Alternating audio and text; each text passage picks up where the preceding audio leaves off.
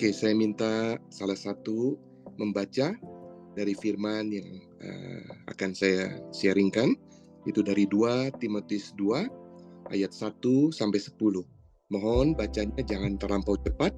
Kalau bisa pakai intonasinya, pakai tanda-tandanya, supaya kita nanti waktu menyampaikan, waktu saya sharing, itu kita bisa simak ayat per ayat kalau bisa. Silakan, siapa? Mungkin Pak Patrick lah. Ya, baik. 2 Timotius 2 ayat 1 sampai 10, demikian firman Tuhan. Panggilan untuk ikut menderita. Sebab itu, hai anakku, jadilah kuat oleh kasih karunia dalam Kristus Yesus.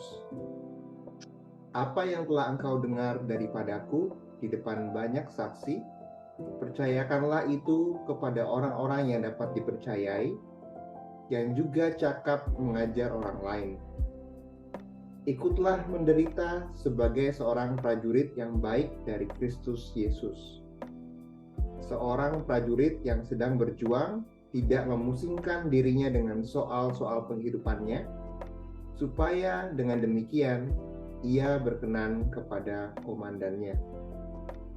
Seorang olahragawan hanya dapat memperoleh mahkota sebagai juara apabila ia bertanding menurut peraturan-peraturan olahraga. Seorang petani yang bekerja keras haruslah yang pertama menikmati hasil usahanya. Perhatikanlah apa yang kukatakan. Tuhan akan memberi kepadamu pengertian dalam segala sesuatu. Ingatlah ini, Yesus Kristus yang telah bangkit dari antara orang mati, yang telah dilahirkan sebagai keturunan Daud, itulah yang kuberitakan dalam Injilku. Karena pemberitaan Injil inilah aku menderita, malah dibelenggu seperti seorang penjahat, tetapi firman Allah tidak terbelenggu. Karena itu, aku sabar menanggung semuanya itu bagi orang-orang pilihan Allah, supaya mereka juga mendapat keselamatan dalam Kristus Yesus dengan kemuliaan yang kekal. Demikian firman Tuhan. Amin. Ya, teman-teman, saudara sekalian, Bapak Ibu, ya, di sini dari 2 Timotius 2 ayat 1 sampai 10, Paulus sesungguhnya di dalam suratnya ini ya mendesak Timotius itu untuk memiliki roh yang tidak timid, yang tidak merasa rendah, ya, dan tidak malu untuk bersaksi tentang Tuhan Yesus, ya. Dia meminta Timotius ya untuk kuat, ya. Paulus juga dengan jelas mengantisipasi bahwa kalau dibaca selanjutnya tentang kematiannya, dia udah menyatakan hal tersebut. Tapi sebelum itu kita ingin tahu Timotius itu sebetulnya siapa? Timotius itu adalah penduduk asli, ya, penduduk asli di Listra atau Derbe di Likaonia atau Anatolia, ya. Ketika Paulus dan Barnabas pertama kali mengunjungi kota tersebut, Paulus itu pernah menyembuhkan orang lumpuh yang sejak lahir dan membuat banyak penduduk di daerah sana itu menerima ajarannya. Dan waktu dia kembali ke tempat yang sama bersama Silas, Timotius pada saat itu udah menjadi orang Kristen, udah menjadi pemimpin, ya, pelayan Kristus yang cukup disegani. Dan Timotius itu kalau kita melihat silsilanya, neneknya itu bernama Lois dan mamanya itu Eunike. Kedua orang ini adalah orang asli Yahudi, ya. Kalau kita mau membaca itu, kalau kita flashback, itu ada di 1 Timotius 5. Ibu dan neneknya itu terkenal karena kebaikan, kesalehan dan iman mereka. Nah, Timotius itu dikatakan juga, ya, dia mengenal firman Tuhan itu sejak dia masih kecil, karena neneknya, mamanya itu sungguh-sungguh mendidik dengan firman kepada Timotius.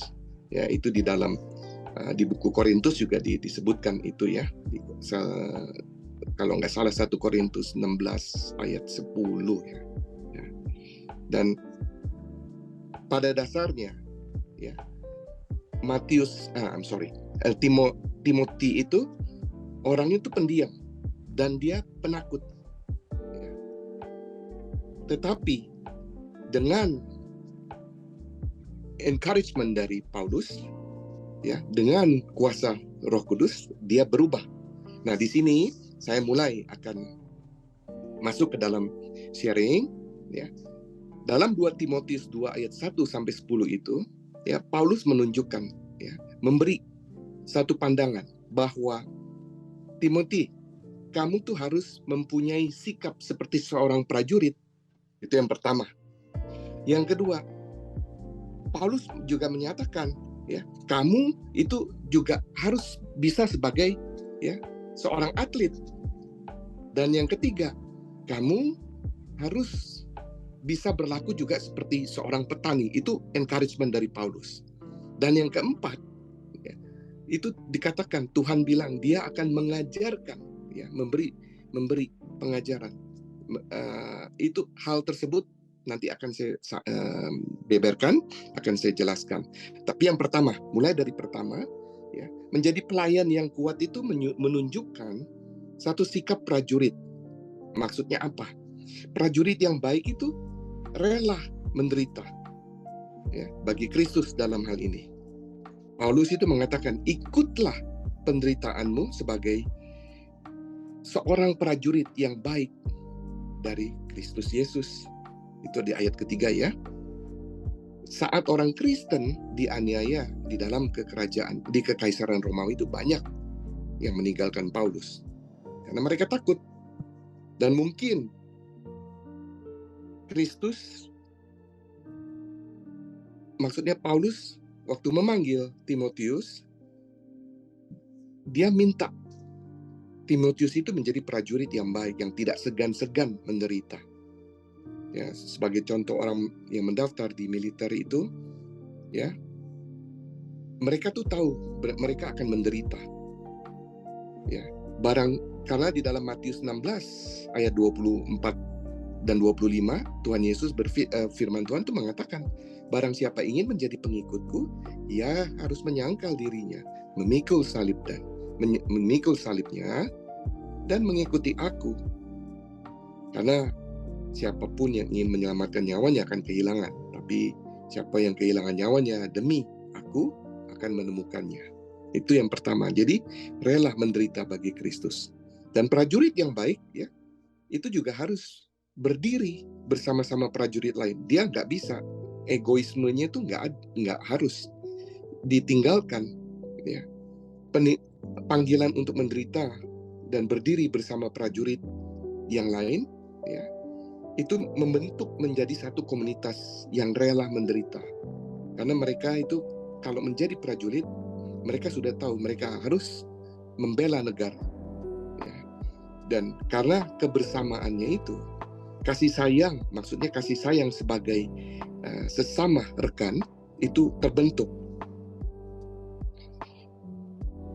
Dan ketiga, prajurit yang baik itu harus bisa fokus kepada pekerjaannya, ya, pekerjaannya dengan menghindari, ya, gangguan, maksudnya gangguan yang nggak penting-penting itu, ya. Paulus berkata, tidak seorang pun dalam dinas militer terjerat dalam urusan kehidupan sehari-hari. Itu Paulus mengatakan itu, dan apa yang dimaksud oleh Paulus. Jadi ketika kalau orang mendaftar menjadi prajurit itu, dia harus meninggalkan temannya, keluarganya, dan ambisi karir lainnya untuk fokus melayani negaranya. Bukan dia tidak pernah berbicara dengan teman dan keluarganya, tetapi hanya dalam kondisi pada saat dia ambil liburan, waktu dia untuk berlibur, dia tentunya akan, ya, menempatkan dirinya bisa bersama-sama dengan keluarganya. Dan yang keempat, prajurit yang baik itu bertujuan harus menyenangkan komandannya. Dalam hal ini adalah Kristus sendiri. Sayangnya banyak, ya, yang lebih fokus tuh untuk menyenangkan teman, keluarga, dan orang-orang yang bukan Kristus dalam hal ini. Kalau kita melihat Amsal 29:25 itu mengatakan ketakutan orang menjadi jerat. Banyak orang termasuk mereka yang melayani di dalam pelayanan seperti di dalam pelayanan pastoral, ya, dalam pelayanan sebagai gembala, terjerat oleh harapan orang lain yang mereka sepenuhnya itu berkomitmen bukan kepada Kristus, tetapi kepada kehendaknya sendiri. Itu yang tidak diinginkan oleh Paulus. Ya.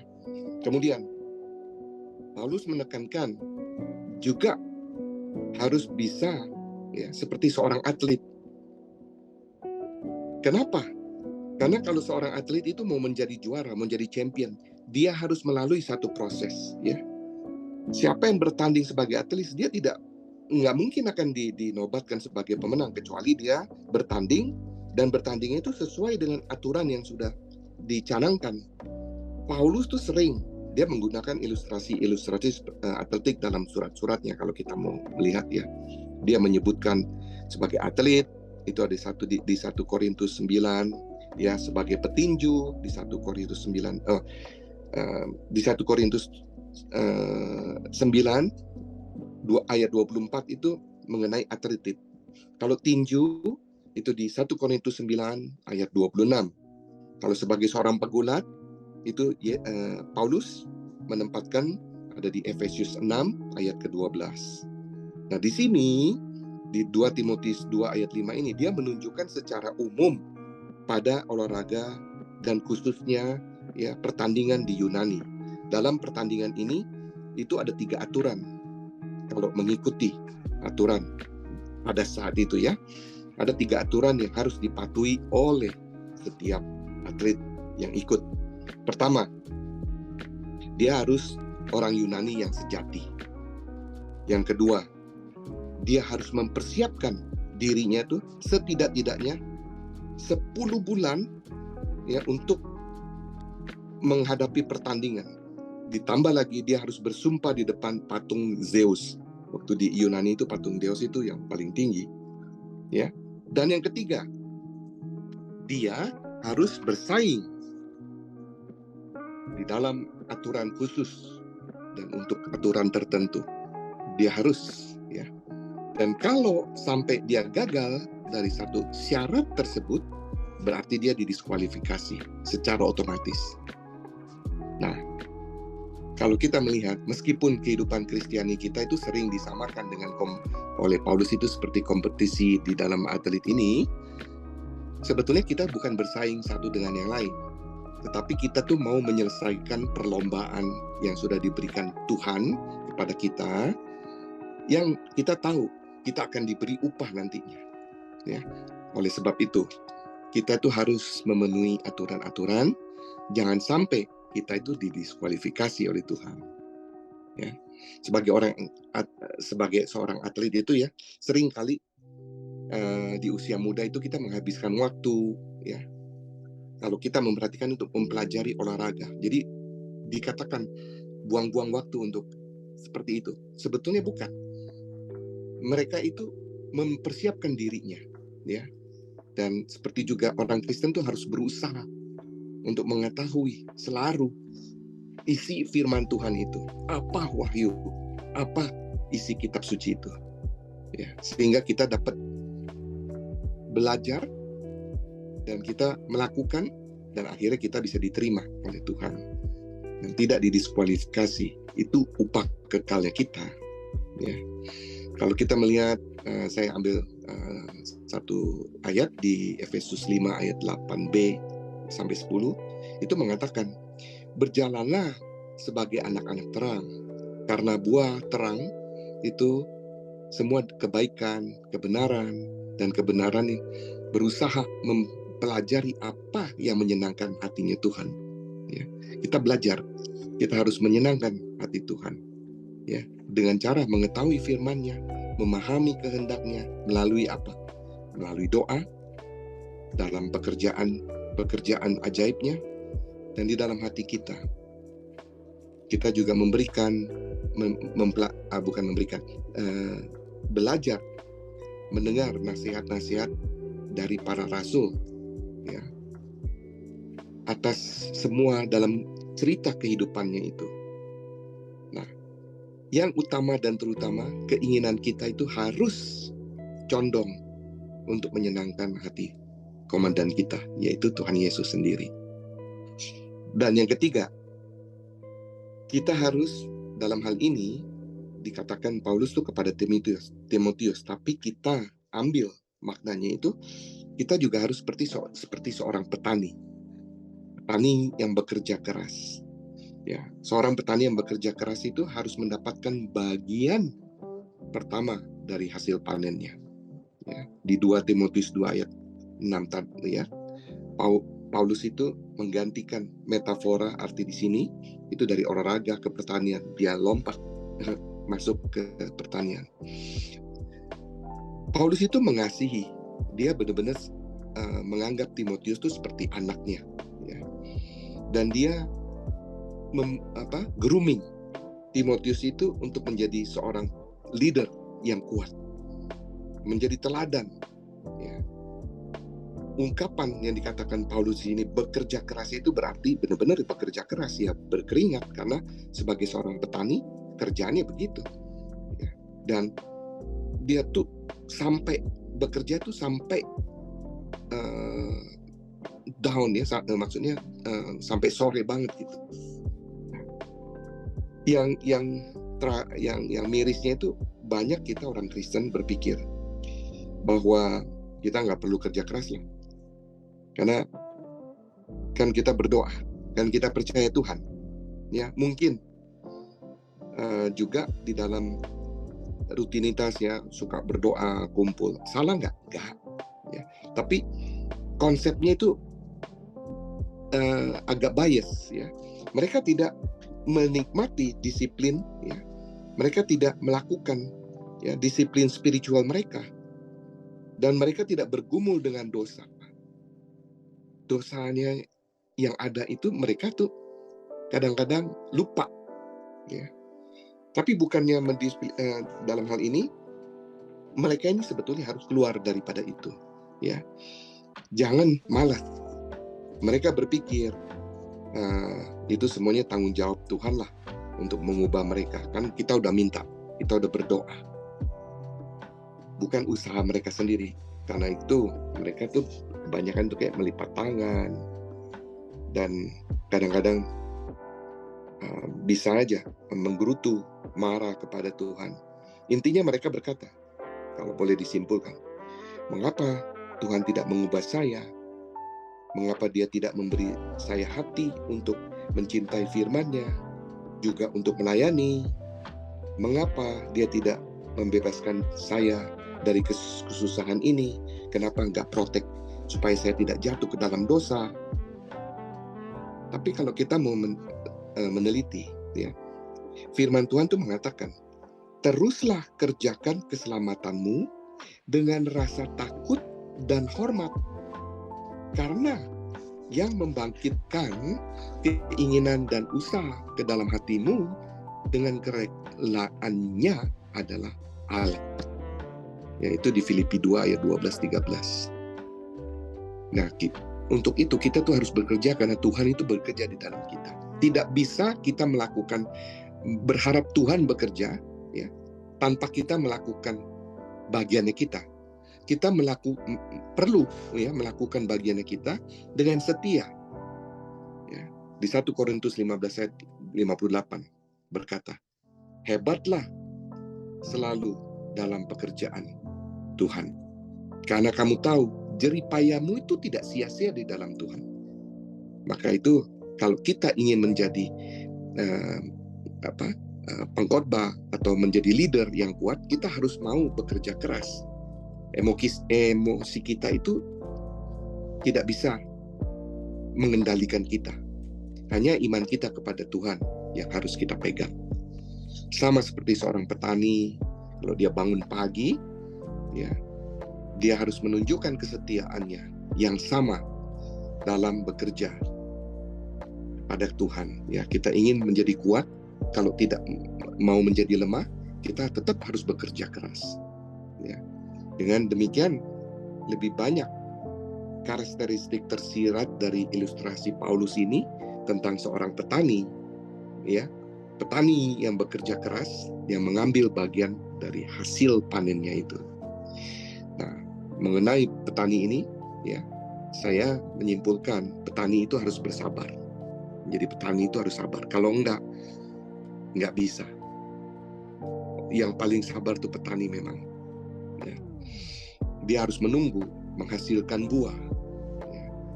Melakukan hal yang sama dari hari ke hari, dari bulan ke bulan, terus begitu.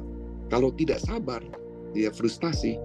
Pertumbuhan rohani orang, ya, itu akan slowly akan surut. Nah, Paulus mengatakan dalam hal ini di Filipi 1 ayat 6, sebab aku yakin akan hal ini, bahwa Dia yang memulai pekerjaan yang baik di antara kamu akan menyempurnakannya sampai hari Kristus Yesus. Masalahnya, kita mau nggak yakin masalah ini, bahwa Tuhan itu ikut bekerja? Ya. Apa kita yakin Tuhan, atau kita frustasi pada diri sendiri? Apa ke orang lain? Ya, kita harus melihat, walaupun betapa teriknya matahari, petani itu terus, ya, dia terus dengan sabar menyangkul tanahnya, menanam, menyiang dan sebagainya. Itu yang pertama. Yang kedua, petani itu harus setia dengan alam di sekitarnya itu. Dia nggak kompromi sama alamnya. Ya, karena sebagian besar kehidupan orang Kristen itu, ya, harus ada kaitannya dengan hal-hal yang duniawi, bukan fokus ke duniawi. Kita menggunakan, ya, seperti kalau kita diberikan berkat, kita harus memakai berkat itu, ya, untuk meninggikan Tuhan, ya, menggunakan berkat itu untuk hal-hal yang positif. Yang ketiga, petani itu harus mengharapkan panen di masa depan. Dia harus punya tujuan akhirnya.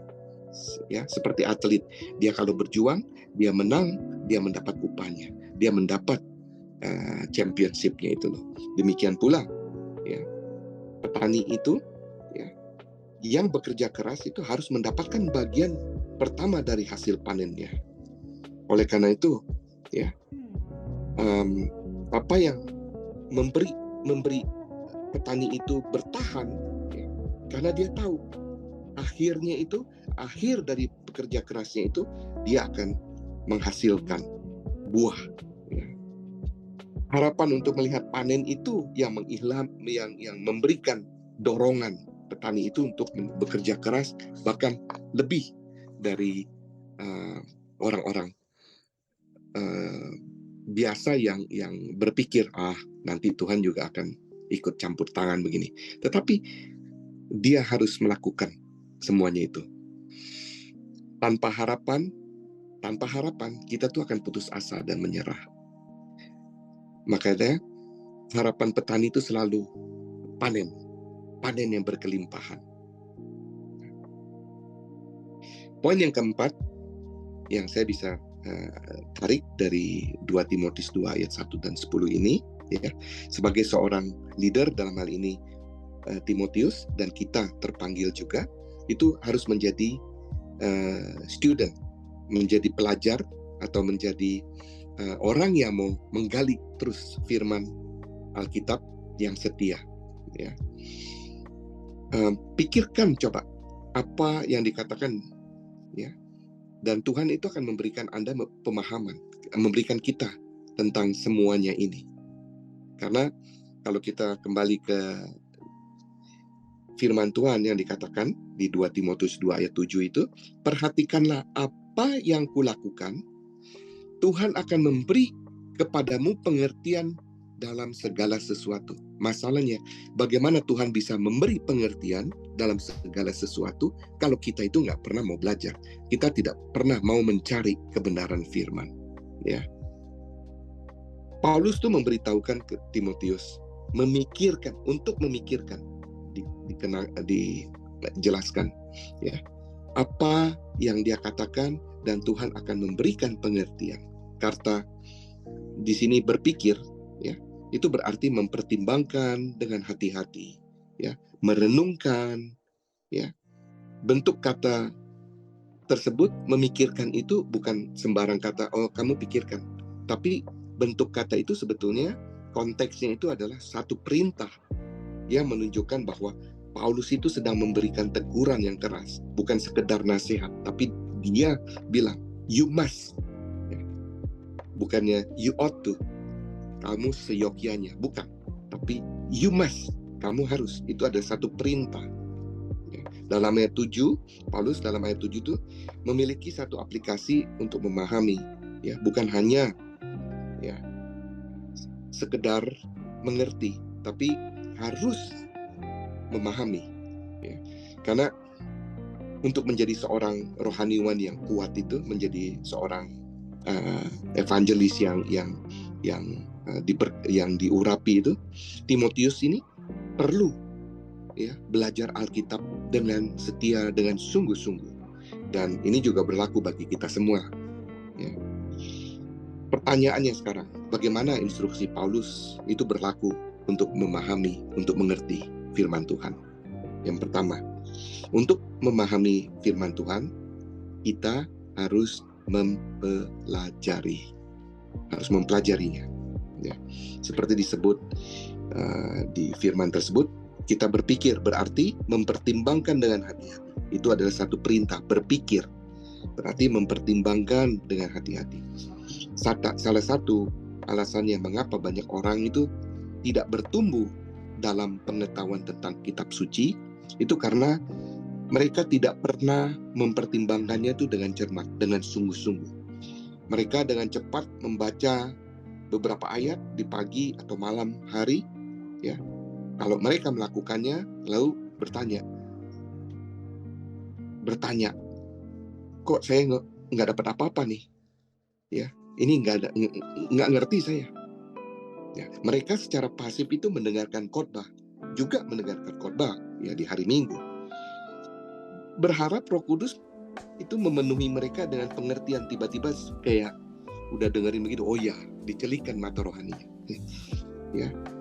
Namun mereka tuh tidak hanya mendengar, tidak melakukan, tidak menjadi pelaku firman. Dan alasannya karena mereka tidak mau belajar. Karena mendengar firman itu cukup. Mereka berpikir itu cukup tanpa mempelajari firman. Itu salah, ya. Mazmur 1 itu berbicara tentang berkat bagi orang yang mau merenungkan hukum Tuhan itu siang dan malam, ya. Kata bermeditasi digunakan, ya. Itu sebetulnya kata aslinya itu seperti kalau saya gali, ya, kata meditasi itu digunakan sebetulnya untuk sapi yang mengunyah makanannya, ya. Sapi itu kalau dia makan rumput, dia mengunyah, udah gitu dia telan, ya. Nanti pada saat dia tiduran atau apa, itu dikeluarin lagi terus dikunyah lagi sama dia, dikunyah lagi, ditelan lagi. Itu kerjaannya sapi. Jadi meditasi, kata aslinya itu sepertinya digunakan untuk kayak mengunyah makanan. Demikian pula kalau kita mau belajar firman yang sungguh-sungguh itu, demikian juga. Jadi Tuhan memberkati mereka yang mau mempelajari firman itu seperti itu. Dia memberikan mereka lebih banyak pengertian dan memberkati mereka dengan banyak cara yang lain. Banyak yang bisa disampaikan, ya, diberikan kalau kita mau mempelajari firman itu. Tuhan itu menjadikan, ya, kita itu seperti pohon yang berbuah, ya, pada musimnya. Salah satu penerapan atau metafora pohon itu adalah kekuatan dari pohon itu sendiri. Karena dalam sistem pohon itu, akarnya itu, ya, bisa kuat kalau dia itu sampai ke dasarnya, ya. Badai seperti apapun itu nggak mungkin bisa menggoyangkan, ya. Itu sebetulnya yang diinginkan Paulus dari Timotius. Dia mau memberi transfer spirit yang radikal untuk Kristus ya. Dia ingin Timotius itu bertumbuh kuat di dalam kasih karunia Tuhan dan melalui merenungkan, mempelajari firman Tuhan itu. Yang kedua, untuk memahami kitab suci itu, kita tuh harus mengandalkan Tuhan, bukan dengan kepandaian kita. Makanya saya sempat sharing, maksudnya dalam perkataan kadang-kadang yang banyak diperdebatkan itu adalah para teolog-teolog tentang firman Tuhan sendiri.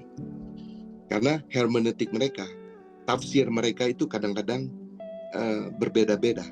Tapi dalam hal ini Tuhan sudah menuntun ya, kita tuh harus memahami kitab suci itu dengan mengandalkan Tuhan sendiri, bukan dengan kepandaian kita. Ya, kalau kita mempelajari ya dengan sendirinya, kita akan dibukakan, kita akan dibantu oleh Roh Kudus ya tentang kebenaran kitab suci itu. Dan kalau kita mendapatkan semuanya itu, kita akan menghasilkan buah. Dan Tuhan pasti memberikan kita pengertian yang totalitas ya. Oleh sebab itu ya, kalau kita ingat seperti Daud ya, Daud itu berdoa, dia bilang, bukakanlah mataku agar aku benar-benar dapat melihat hal-hal yang ajaib dalam hukum-Mu, dan ya ajarilah aku ya Allah ya Tuhan gaya hidup yang ditentukan oleh ketetapan-ketetapan-Mu, sehingga aku dapat terus mentaatinya. Itu Mazmur 119 ayat 18 dan ayat 33. Itu cukup di sini cukup sering disampaikan ya. Dan sementara beberapa dari kita itu mengandalkan Tuhan, kalau kita tidak memperhatikan, tidak mempertimbangkan dengan hati-hati ya, dan yang lain sebagian dari kita itu mempertimbangkan dengan hati-hati tetapi tidak mengandalkan Tuhan ya, itu juga nggak bagus ya. Kadang-kadang mereka mengeluarkan komentar, oh saya udah belajar, saya buka konkordan, ensiklopedia, ya, leksikon Yunani, leksikon Ibrani, macam-macam. Namun kalau kita mau melihat, mereka tidak mendapatkan pemahaman atau hasil yang diharapkan. Karena apa? Karena mereka dengan kepandaiannya sendiri berpikir, oh kalau dengan ini cukup, bukan mengandalkan dari Roh Kudus sendiri atau Tuhan. Nah, kita harus melakukan keduanya itu, bergantung kepada Tuhan dan menggunakan pengetahuan buku yang ada, konkordans ya, leksikon Ibrani, Yunani, ya, ensiklopedia, Alkitab itu sendiri ya. Kita harus belajar dan kita harus sungguh-sungguh mengandalkan Tuhan ya.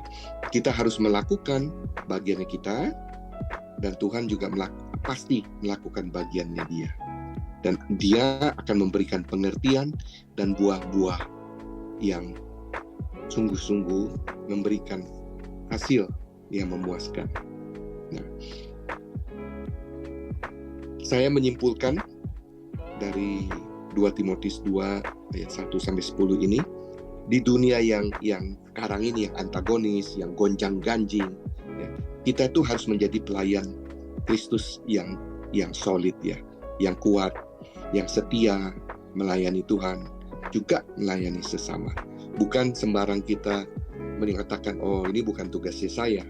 Tapi kita ingat, Bapak Ibu Saudara sekalian, kita itu dipanggil sebagai imamat rajani. Kita itu dipanggil sebagai laskar Kristus, bukan pendengar firman Kristus. Bukan hanya itu ya. Nah, apakah disiplin dari pelayanan Kristus yang kuat itu, dan bagaimana kita dapat menjadi satu? Itu saya tempatkan, saya bikin ada 6 poin ya. Pertama ya, sebagai seorang hamba yang kuat itu harus mengandalkan kasih karunia Tuhan. Yang kedua ya, sebagai hamba atau pelayan Kristus itu yang kuat itu harus memiliki kesetiaan untuk mengajarkan firman Tuhan. Kalau kita sudah belajar, bukan untuk diri kita sendiri, tapi kita harus mengajarkan firman membagikan firman itu pada sesama atau orang lain ya. Yang ketiga, sebagai pelayan Kristus itu yang kuat, itu harus menunjukkan sikap seorang prajurit yang baik, prajurit yang menghargai komandannya, dalam hal ini Kristus sendiri. Dan yang keempat, sebagai seorang pelayan Kristus ya yang kuat, itu harus berkompetisi seperti seorang atlet ya, harus mengikuti aturan-aturan, mentaati firman-firman yang sudah ketetapan-ketetapan Tuhan. Itu harus. Yang kelima, sebagai pelayan Kristus yang kuat ya, sebagai ibaratnya itu seperti petani yang bekerja keras tanpa menggerutu dan melihat hasil ke depan.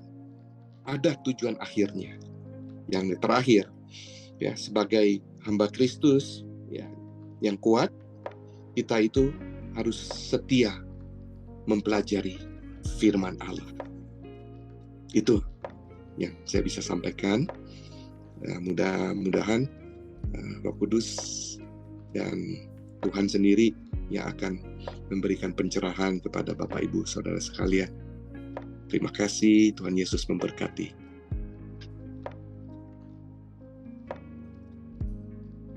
Amin.